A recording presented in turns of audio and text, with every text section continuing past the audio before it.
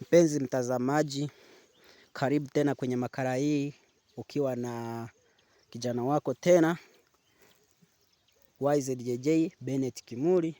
Sasa hapa leo nitakuonesha kitu kingine ambacho kinahusiana na unajua kwamba kama ardhi ni nzuri, unaweza ukiwa unalima unaweza ukachanganya mazao tofauti tofauti na yote yakapamba. Leo hii tutaenda kuangalia uhalisia wake. Nimefika kwa mkulima huyu. Tazama, mkulima huyu amechanganya mahindi na maharage, ikiwa inaonyesha udongo wake ni mzuri, una rutuba nzuri. Hajatumia mbolea, lakini amechanganya. Maana yake anaenda kuvuna mara mbili, mahindi na maharage. Kwa hiyo wewe kama ulikuwa hujui, unaweza ukaijaribu. Hata kama uko mbali au unaona udongo wako ni mzuri, unaweza ukafanya hivyo. Siwe unaweka kama ni mahindi, unapanda mahindi tu.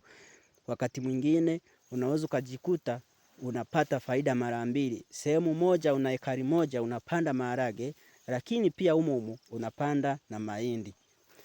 Au unaweza ukapanda mbegu yoyote, lakini ukaweka mbegu nyingine zikawa mbegu mbili.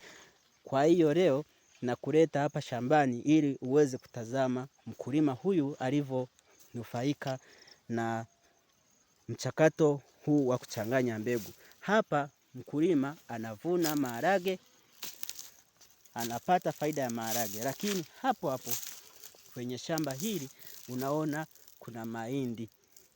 Kwa hiyo mkulima anaenda kufaidika mara mbili. Kama una ardhi yako unaiona iko nzuri, lakini bado tena kama una uwezo, unaona una uwezo ukatumia hata mbolea hizi za kawaida za kupandia, usiwe unatumia zao moja tu. Unaweza kuchanganya mazao na yakaja kweli.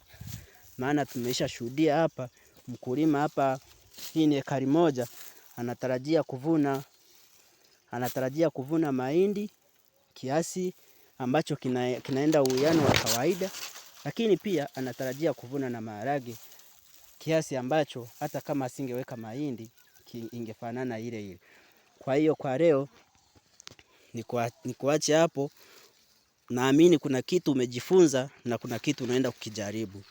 Asante sana.